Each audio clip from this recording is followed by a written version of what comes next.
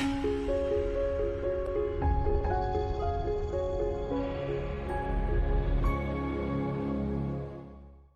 this video, we are going to talk about features. What are features?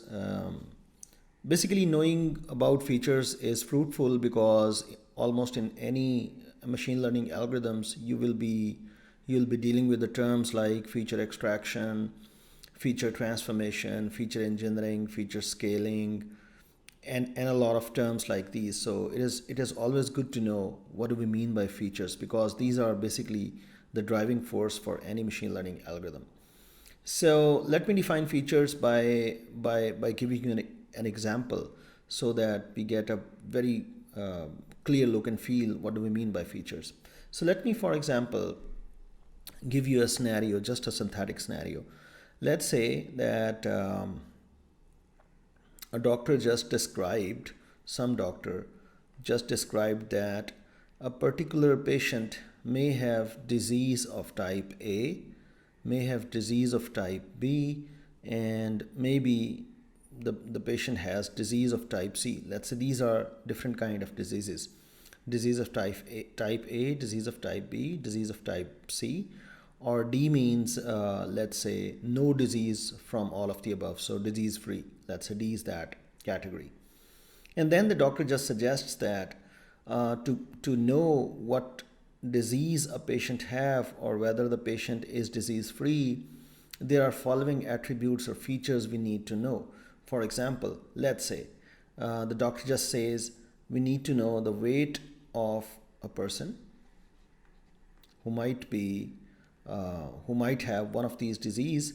Weight is one feature or attribute that actually plays a role in defining what kind of disease a patient have or whether the patient is disease free or not. So let's say weight is one feature. Now let's say the doctor says along with weight, if we know the height as well, that's another feature that actually contributes towards knowing whether a person has disease A, B, C, or the person is disease free or not, let's say. And along with weight and height, let's say the doctor says another feature that is required is feature or the attribute value or the test result, for example, like the medical diagnosis test and stuff like so. Let's say the red blood cell count, let's say. So red blood cell count, let's say, that's also a feature. So if weight has a particular value, if height has a particular value, and if the red blood cell count has a particular value, then the doctor can classify that this particular patient, this particular person is having disease A, B, C, or the patient is disease free. Now suppose you want to build a program. You want to build a program that actually accepts for a particular person, accepts the value of weight, accepts the value of height, accepts the value of red blood cell count, and then actually outputs one of the four labels, maybe A, B, C, and D.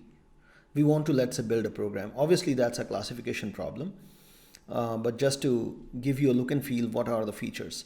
So how will you get the training data? How will you get the data? Training data, by the way, is the data that is required to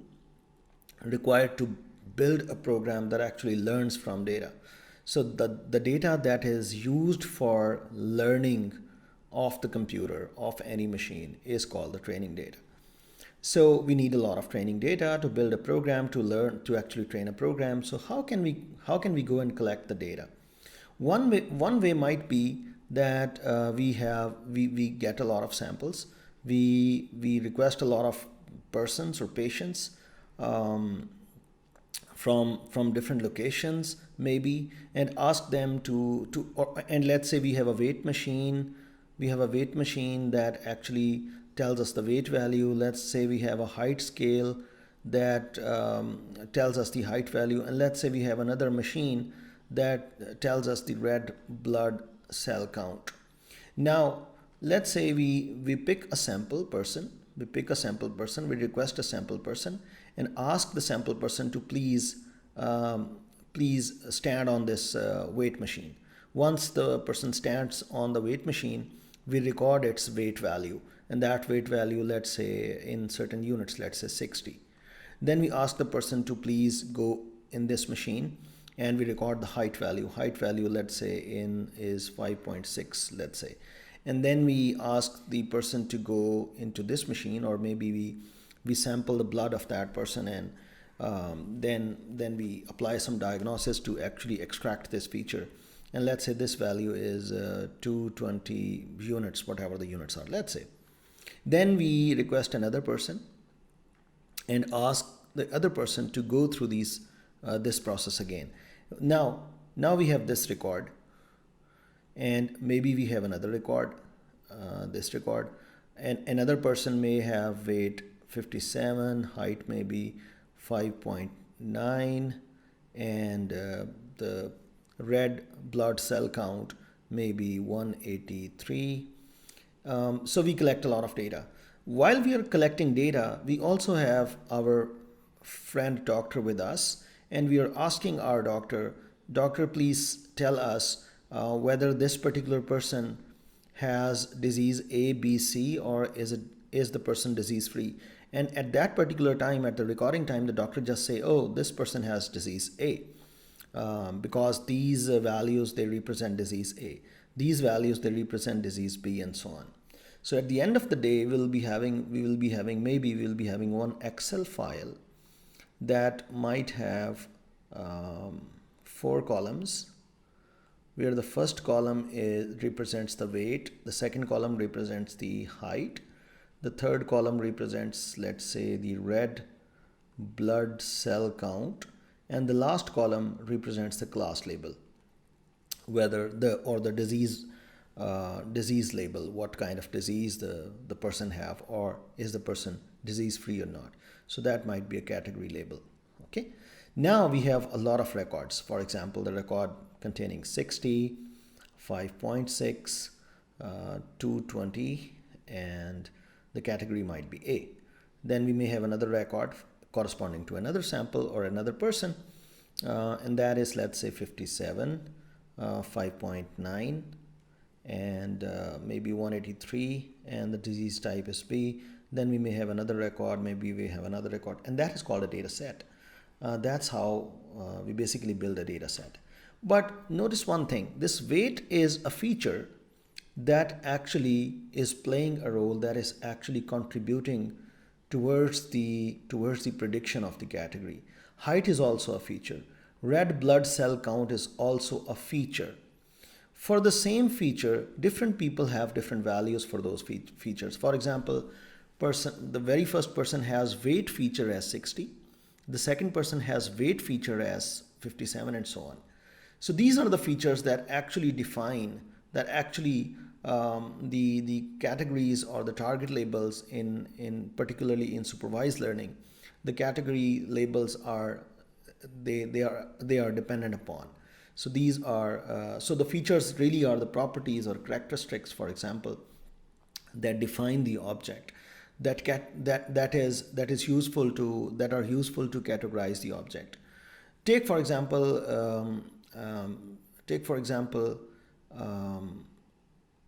a face recognition paradigm. Let's go into face recognition paradigm. Let's say you want to recognize faces. What kind of features you might be expecting are good? For example, what kind of features are defining a person A, and what kind of features are defining a person B? Let's say there are two people you want to differentiate. Based on their features, you want to recognize both of them. Maybe you think that maybe you come up with a feature that is the distance between two eye points. So let's say these are the two eye points. Maybe the distance between two eye points, let's say that might be a feature. Now, if you have defined a feature, for example, distance between two eye closest points, if that's a feature, then the feature value for different people will be different. That's a feature value. Another feature value might be the distance of the wider eye point and the left, for example, lips top, that distance. That might be another feature. You can define a lot of features. It is always good to define features that are representative, that actually contribute a role. But sometimes when we are collecting features, we really do not know which features will eventually contribute in the process of training, and which features will be, let's say, uninformative or maybe confusing and stuff like so. So there is a whole feature engineering module in machine learning that actually deals with extracting salient features, removing the redundant features, or transforming the features to the new set of features that may become more informative and stuff like so. But at the end of the day, these are the features that actually define, that actually is playing a lot of role. And in most of the cases, when people are recording the data, they actually record raw features. I mean, the features, whatever information that is available, people record that. And after that, there is a phase called feature engineering, in which good features are extracted from the raw features, and then the machine learning algorithms follow from there on. Let me give you one more example of features. Let's say we are given an image. Image contains, let's say this image is just a matrix. Let's say it's a grayscale image, and let's say it's a 4x4 image, and all these are numbers which represent the color values. Now you can see this first pixel, the color value of the first pixel, that's a feature. The color value of the second pixel, that's a feature. These are numeric features, these are numbers. If we have another image, for example, then this feature value will be different, maybe different. And this, that's a feature. That's a feature, the first pixel value, or maybe the value at pixel 1,1. That's a feature value.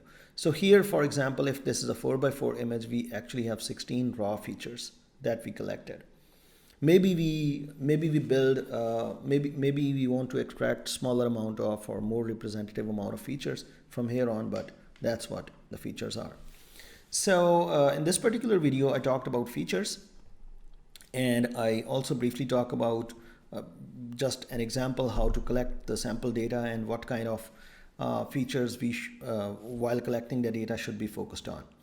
So in the next video, I will actually go on to the Jupyter Notebook, and will show you the features of some real data sets as well as some synthetic data sets. So we will first generate a synthetic data set, and we will see what are the features and how the data is stored in different variables and files. And we will also see a couple of examples of real data sets. So hope to see you in the next video. In the last video, we saw what are features. In this particular video, I'm going to show you some, I'm going to actually generate some synthetic data and giving you a look and feel of what features are. Not only on synthetic data, I will be giving you a couple of examples on some real data as well. So let's generate some data and see what are the features inside the data. So for that, I might be using sample generator from Scikit-learn. In the newer versions, however, the sample generator module is omitted. Scikit-learn datasets, and all the functions that were earlier being imported by sample generator, they are imported directly from datasets. Import, let's say, make blobs. This. So let's import this function, make blobs, and now let's generate some data set. Let's say make blobs. Let's say n samples, total number of points, total number of samples that you want to generate. Let's say the total number of samples are let's say just 100. Let's say I'm going to generate a classification data. the data that belongs to different categories. Let's say the total number of classes or centers are, let's say, 3. Yeah. So let's generate this data and see what the data looks like. Here, before actually moving on, before actually going to plot and show you this data, I want first to give you a look and feel of what is X. X is a 100 by 2 matrix. It's a and it's a NumPy array. Let's check. It's a NumPy array. Have we imported NumPy? We should have. Let's import NumPy. NumPy as NP. Let's also import pandas as PD. We normally need these packages, so let's import them. Import for example matplotlib.pyplot as plt. Import Seaborn as SNS and sns.set. Set the layout as Seaborn layout. So let's do it so that we might. So now let me just copy this and paste it in the very, so that all the imports, they happen just once here. So let's do that. Make the blobs. X shape is this. And now let's see what is the type of X. It should be a NumPy array, ND array. It's 100 samples and 2 features. There are 2 features. Let me show you the very first sample. So the very first sample is the very first row, which means the first row indexed by 0. So let me show you that. So the first feature, whatever the first feature is, maybe it's a feature F1 or X1, let's say, whatever the description of the first feature is, that's the value for the first sample of the first feature. And that's if the second feature you have denoted, let's say the second feature is F2, then that's the value of the second feature for the very first sample. If you go to the second sample, for example, second sample indexed by 1, then that's the value of the first feature for the second sample. That's the value of the second feature for the second sample, and so on. If you, for example, display, let's say let's say you display the first 10 samples. So the first 10 sample, this whole thing, the first column here is actually the column of first feature, and this is the value of the first feature of the first sample. This is the value of the first feature for the second sample, and so on. And the second column is actually the second feature and all these corresponding values.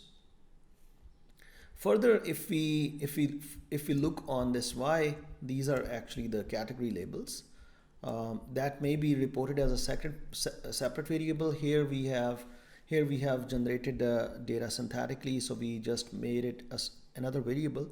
But normally when the data is written in a file, in some cases they also write the target variable same as in the same file, and sometimes they write that in another file. And maybe there are description documents in different kind of files that describe the data. But here we just have generated the data synthetically, just toy data. So let's see the Y. Let's see the Y values. Let's just print all of them. So the Y values, because we have 3 classes, remember? We have 3 classes here. We have 3 classes. So we have 100 data points. So the first data point has class ID 0. The second data point has class ID 1, then 2, 2, then 0. So these are all the labels of different samples. We have 100 of those. And that's what, so but these are the features. These are the features. Feature 1 value, feature 2 value, whatever the description of the feature is. If no description is available, that is, for example, feature 1 and feature 2. So yeah, let me show you an example of some real data set. let's take an example of iris dataset where where there are 4 features, and that is also a classification dataset. So let me load a dataset that is available in Seaborn. So let's say dataset, let me call it A, and sns.load data sets and iris. Let me give it that. Module Seaborn has no attribute load data sets. I always get this errors in SNS. I always forget the load data set. Oh, I have just misspelled. I just wrote data sets, and that's why. So let me show you the top 5 samples. So this is just an index, just forget about it.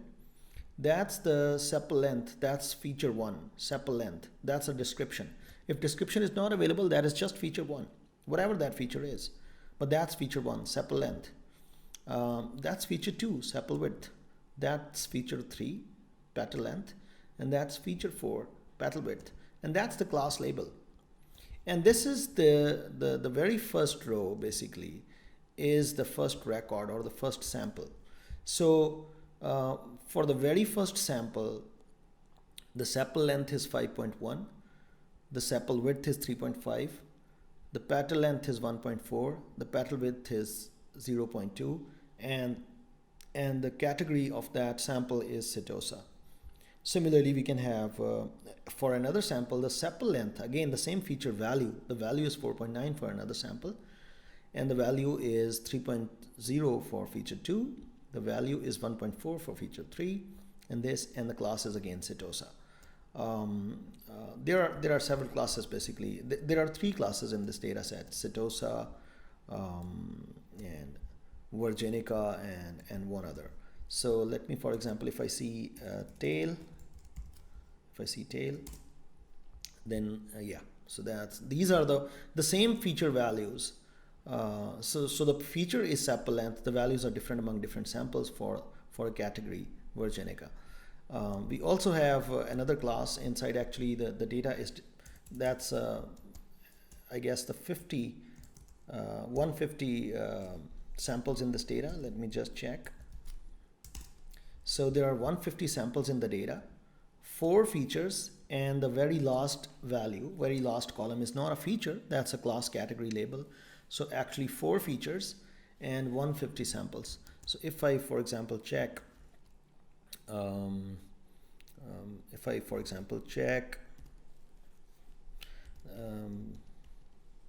a dot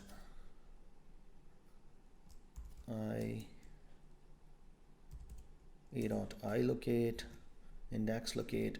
If I, for example, locate row number 60, row number, for example, row number 61, which is indexed by 60, row number 61 to, let's say, 65, and I print all the feature values, then I will get the following. So another class is there, that is versicolor.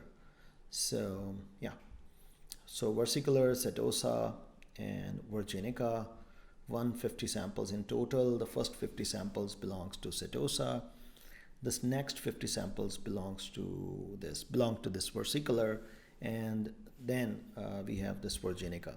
But here, focus on, we have 4 features, and this last column really represents this is not a feature actually, that's a category label that we might be interested in to predict in future, given these 4 values. Now think about if we give this training data, if we give this iris data to some program and ask the program to learn the feature from the features, learn the mapping from features to class label, then next time we might be giving just the 4 values, maybe sepal length, maybe sepal width, petal length, petal width, and we'll be requiring our program to actually display one of the 3 categories for us. And the feature values or the record or the sample we gave might be completely unseen to us, which means it may not be in the training data earlier. So that's what we call generalization, which we will be talking in detail in the upcoming videos. So that was a built-in data. I mean, the data that is available inside Python Seaborn library. Also, it is available in Scikit-learn datasets. Let me give you another data that I have downloaded from machine learning, UCI machine learning repository. Let me show you that data as well, and let me try to load that data. So this is also a data that I downloaded from UCI machine learning repository. The data actually, it's a regression data. We will talk about what do we mean by regression data. But this data has several attributes, several features. For example, station is a feature. It has a lot of values. Date is a feature. Yeah, date can be a feature. In some cases, it might be a very important feature. In some cases, it may be just ignorable, but it depends. The date is a feature.